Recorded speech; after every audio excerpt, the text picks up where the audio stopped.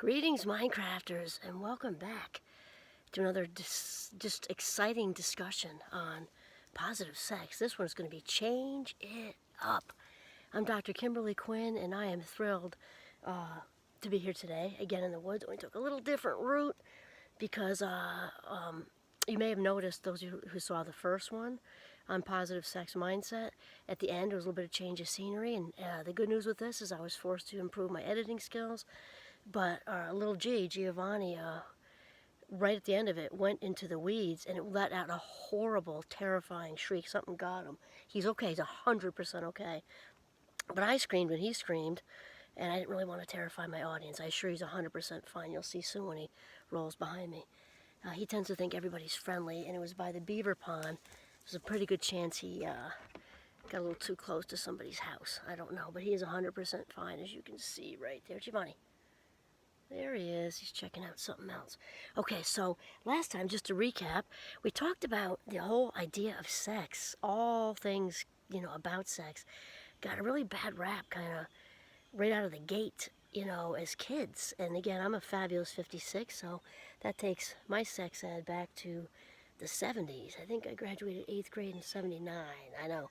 So in 6th grade, we talked about poor Mr. Thompson drawing the short straw and having to do kind of an abbreviated discussion with a bunch of 12-year-olds. And I kind of mentioned how I was a little bit temporarily scarred by the dangly black and white penis that he had on the overhead projector with lots of pointers, and then followed by, the lady parts, which were far more complicated. And then if that wasn't bad enough, he got into the actual, process for hetero. We talked about that because that could have been more explored, though back in the 70s we were not even yet at the condom over the banana stage. That would have been way too proactive. So anyway, so that went along, and I thought I'd just share some more 70s stuff before we get into how to change up your sex life, because it's just so important. But anyway, so 70s, I have to talk to you about my very best friend growing up. We grew up in a neighborhood in New York, about an hour outside of Manhattan, called New Paltz, and it's a very eclectic, colorful, accepting, do-your-own-thing hippie town. It's very cool. And we lived in a neighborhood, and right across from, we're going to call her Wheezy, kind of like Sneezy, like a dwarf, only Wheezy. And not that she'd care if I used her name, she probably wouldn't, but I didn't ask her, so I'm going to call her Wheezy. And there was like this little patch of protected land in the midst of the burbs, basically. And so we had a friend in the neighborhood who was only about 6 months older than us, but she was like a year ahead of us in her grade, maybe because of the deadline or something, I don't know. And she, Sammy, we're going to call her Sammy. Sammy was like our own personal sex guru. So innocent 70s, right? So we had the Mr. Thompson discussion and all that, and we somehow latched onto a Playgirl. We found one somewhere. It's totally rained on, and the pages stuck together. It was crinkly. And we hid it over in the conservation department. And after school, we'd go over and look at it. And we're like, after we got past the initial scarring of Mr. Thompson's 6th grade sex ed class. And, and he did his thing for sure. And I think he talked about it, though, when we actually saw, that up close and personal. And I couldn't, it was now not looking as floppy as it was on the overhead projector. It was like, standing proud and tall, like, bing. And I'm like, what's that? And then Sammy, our sex guru, she was really, really pretty, and is, I'm sure, still very, very pretty. Just a gorgeous kid. So she got a lot of attention from boys when Wheezy and I were still kind of catching frogs and, playing baseball and climbing trees and stuff like that. She was way ahead of us, and so she explained to us the whole erection thing, and we're like, ew. Like, we were already appalled by the original chat, now it's like, what? And then, a couple of sex lessons later, she started telling us about what a dildo was. And, okay, we're like, you should have, I would like to see my own face back then, if I could, do like a Back to the Future thing and just, go backwards or whatever. Because I would have imagined our faces, because we're like, okay, this isn't gross enough. The people have to do this to keep the population going. Now they're manufacturing fake ones to do this? Like, why would anyone shove that up their girl place? It just didn't make any sense. It was so yucky. And we still didn't know about orgasms. I'm quite sure we did not. We were probably about 13 at this point. Again, innocent 70s. So I just thought I'd share that. And then along the way, Sammy gave us more and more information because she was a little bit ahead of us. So she started to do stuff, you know, a little kissy-facey, touchy-feely, second base, third base, and she filled us in on all of that, which was great because then we had like a little bit of an idea, you know, before we got there. Okay, cool. So what else did we talk about? We talked about having our way with ourselves and how, you know, most of us were, even if it was inadvertently, I don't remember ever hearing anything bad. And actually, as dysfunctional as my home life, my childhood was super turbulent and dysfunctional. I did not have any, like, bad stuff said to me about that, actually. My mother's actually a hippie, so we didn't have any of that. I know, though, that my dad's generation was told that they go blind, and then I told you about my dear friend who told me just last week that he was told that if he had his way with himself, that he would grow hair on his palms. So if you can imagine being a little boy, now he's in his late 70s, so he's like 77 now. You know, like that back in the day, imagine doing the very natural, right? And giving yourself the gift, and then, you know, waking up the next day like with your hands under the covers, like, oh my God, I'm afraid to look.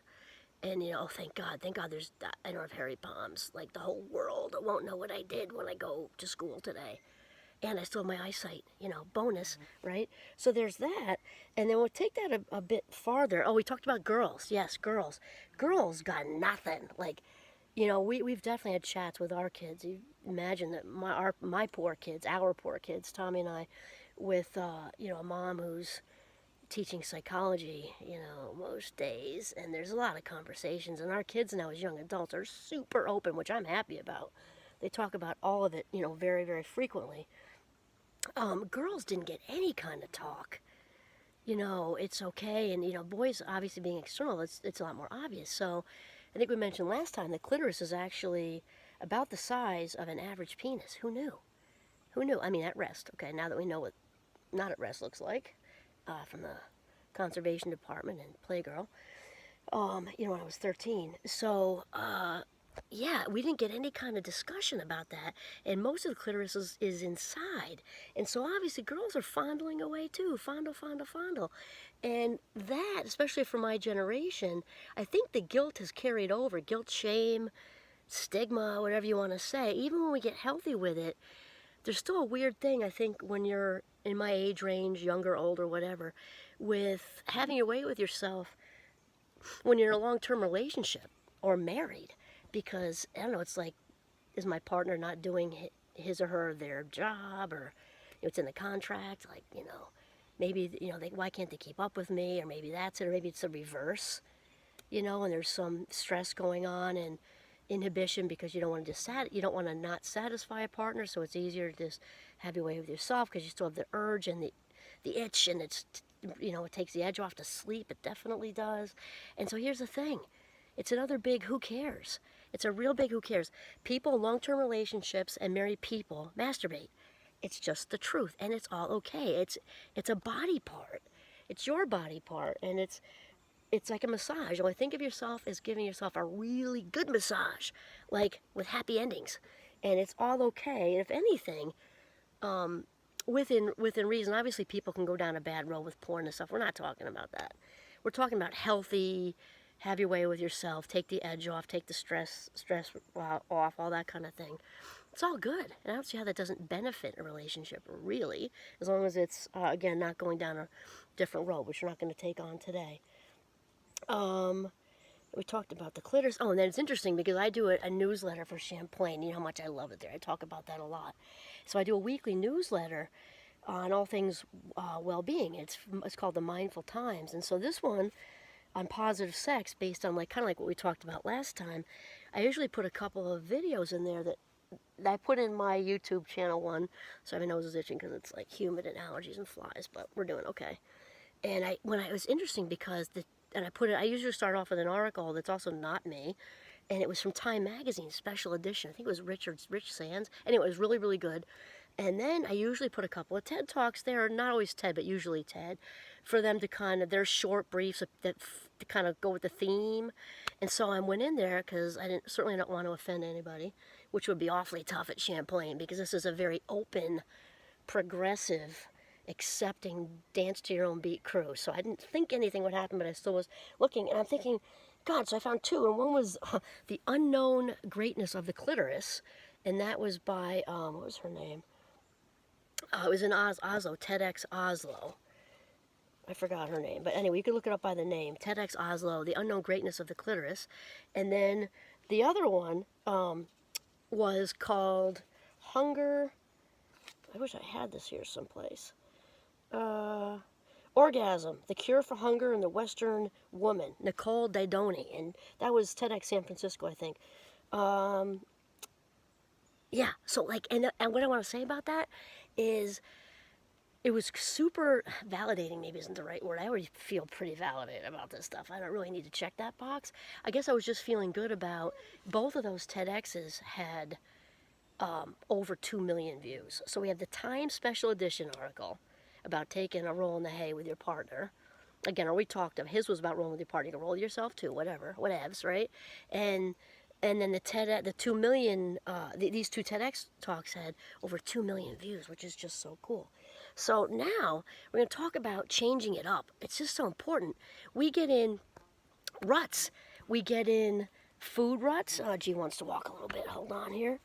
We get in, food ruts, definitely. How many of us come home, including myself, this is by this gorgeous little brook here, including myself, and we make what's easy, which there are obviously times we need to do that, or we wouldn't get stuck in ruts, right? We're tired, we had a long day, maybe not even a bad long day, maybe it was a great long day. You can't wait to share with your partner and all that, though it's late and you want to just, be on the back deck with something quick and easy and a glass of wine, and so we do quick and easy. And that is so easy to become habitual, to just make what's fast and da-da-da-da-da. And it's important to change that up, too. We'll do something on that at a different time. Then there's a clothes rut. I joke with my husband about the uniform. He doesn't actually wear a uniform because that isn't his role. He's a manager, and he has a big job, actually. My heart just skipped a thought I saw another creature, but I don't. It's just a blue jay. He's beautiful. Okay, so I tease him because he takes like the top 3 shirts off the pile. There's a whole stack of stuff to wear, and he wears the same things because a lot of us do that and just alternate, the same few things. And then music ruts, right? I think we talked about that in a different episode. It's also very humid, and I have a little bit of asthma thing, so if I'm breathing weird, not to panic. Plus, we're going uphill now, in a big, steep uphill. I'm staying away from the beaver issue. Okay, so, and it's easy to get in a music rut. So I do walk the talk, is that what is it? Yeah. I did that the other day on my way home from campus, actually. I listened to country western the whole way home. Started out a little painful for me, but I did it, and it was actually pretty good. And the one thing that was good is that I like that you can hear the lyrics. You can actually hear the story that they're singing, that they're talking about, and it's different because I'd rather bounce to Aretha Franklin for sure. Aretha's the name of my first sexy red Jeep. Just saw the movie, it was amazing, very good. Motown, or I also like contemporary pop. I like a lot of different things. Oh, here comes a doggy. Okay, hold on one second. Okay, I'm back. Giovanni and I ran into. Say hi, G. She's totally fine now. Say hi, everybody. Handsome. So we ran into a friend. This was an actual friend, not a beaver. They had an idea that thing he stepped on could have been a wasp nest. I don't know. Sounded pretty intense, but maybe. Oliver's a black lab, and he's very cute. Okay, so back to the changing it up. So we have music ruts, food ruts, clothes ruts. We can get in all kinds of ruts, and that's true also with sex. So change it up. If especially for seasoned adults, I'm guessing the young adults are probably rocking and rolling all over the place. Though it's easy when in a long-term relationship to everything, have it all be same, just like the music, the clothes, eating that same old chicken, that we make because it's quick. Same old 3 shirts, same old classical music on the way into work.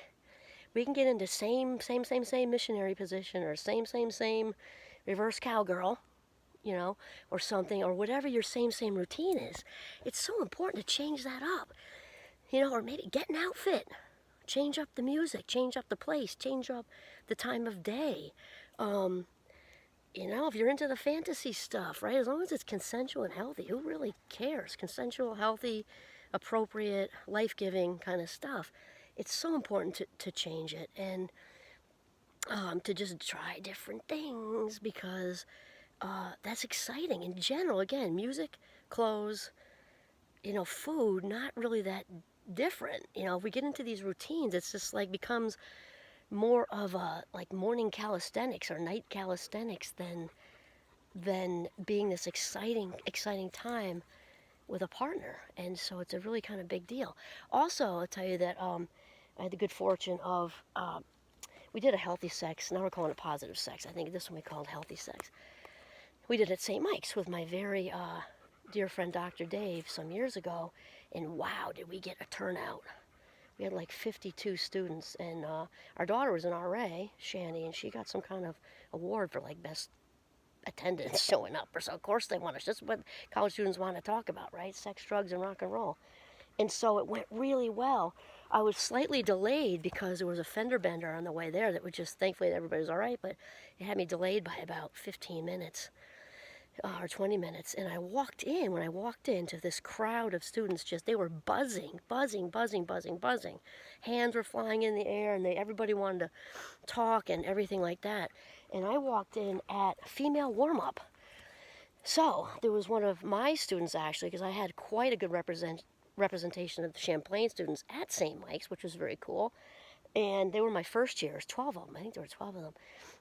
And one of them was sitting up on a table and saying, my partner doesn't, and she, my partner, and she doesn't, that feels okay. I really don't, that's not that it bothers me, it just doesn't feel that great, and I wish she would do this, or I wish, she was very, very openly, wonderfully open, about being a lesbian, and sharing about, her different, sort of personal experiences with outing and all that kind of thing. Great young lady.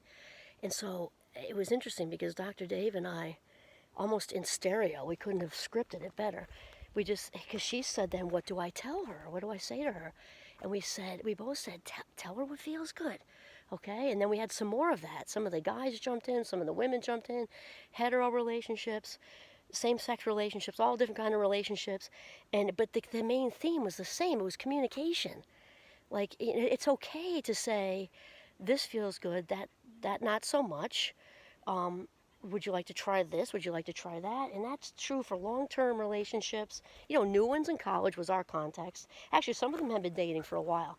But, as compared to long-term seasoned adult rate relationships, it's different, years and years and years. But what's not different is the communication. Because especially like with the rut thing we're talking about, it's hopefully with your partner, you're at a place, if you've been in a long-term relationship, you can just say, honey, that feels great. I love you so much. You're everything to me, or whatever you want to say. What do you think about this? Or what can I, and then the flip side of that is, what can I do for you? Let's try something new.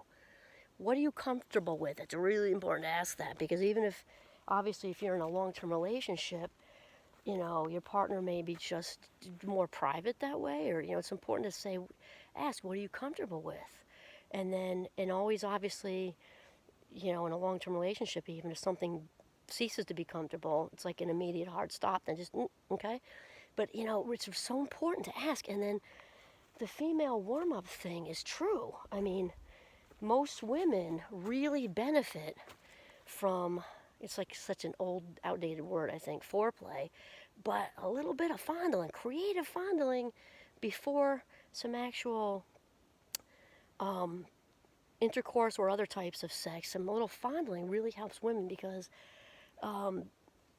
it's just, the plumbing's different. And we talked about the clitoris being inside and outside, like an upside down anchor, and it's just different. So the warm-up thing can really be beneficial for the rest of the sexual experience. Okay, there goes Giovanni. I'll be right back.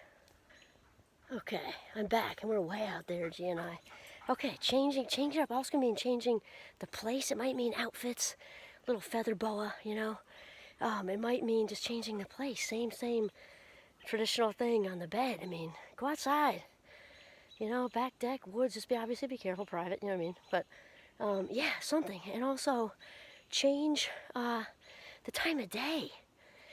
You know, because that's just good. And even if I'm thinking when the Fab Five is, or you have five amazing young adults, I call them the Fab Five, and they're all very close in age. So when they were younger, we had like years of having to kind of plan that. So it might sound there's spontaneity, like here, which is like great, right? And there's like total like military drill here, and then there's the middle. And so, like most things, spectrum, right? So planned spontaneity may fall under the category of oxymoron, but actually it really works because you can even set like Wednesdays for, you know, kids get on the bus or wherever the schedule is, or just schedule this whatever. I'm saying it works with young kids, and that's like that's your morning alone. You both go in late, plan it, and it's, you know, breakfast and little romp, you know, kind of thing. So it's not spontaneous, but you're by yourselves. Kids are on the bus or whatever that looks like for you with you and your partner's schedules. But sometimes self-care takes planning that because we're often last on our list in general, um, especially young parents. And it was like being a young mother, and I've said to them in different workshops I've done, not solely about sex, just about taking care of yourself. Sometimes we're in that mode or just super busy anyway. We have to schedule self-care, like a massage, even a haircut, like we would schedule a dentist appointment. You know, if your tooth hurts, you're going to get there. You're going to stop everything and get there. Well, what could be more important than your own self-care and prioritizing the people in your life? You know, your romantic relationship, I mean, hopefully is right up there. So scheduling that like a root canal, though it sounds extreme, sometimes it takes that. If you're both buzzing around like gerbils on crack, you know, in the peak of your earning careers or whatever, and you got to just do it. So on that note, take a tumble. This is Kimberly Quinn signing off from the deep woods in northern Vermont. Have a mindful day.